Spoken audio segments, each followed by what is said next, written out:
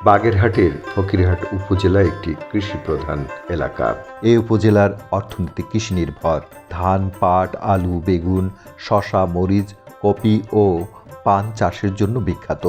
পান চাষে রাজশাহীর পরেই এ জেলার অবস্থান বলা হয়ে থাকে।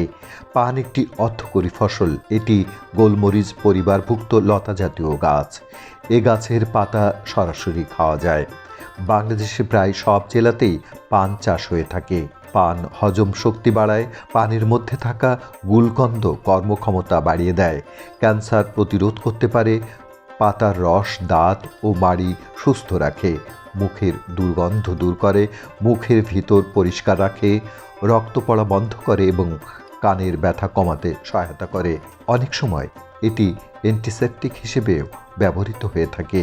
ত্বকের জন্য ভালো কাজ করে এবং সর্দি কমায়। পানের নানান জাত রয়েছে।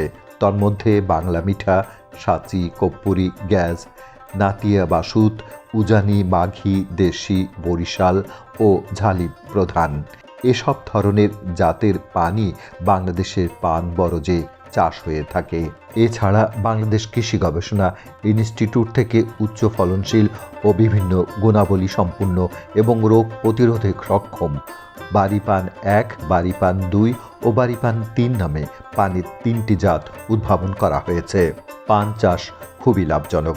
পান চাষ করে অল্প জমি থেকে বেশি লাভ করা যায়। সারা বছরই পান সংগ্রহ ও বিক্রি করে রোজগার করা যায়।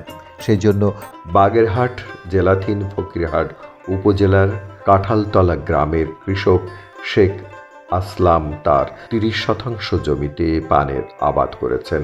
পানের বরজ বেশ পরিষ্কার পরিচ্ছন্ন রেখেছেন।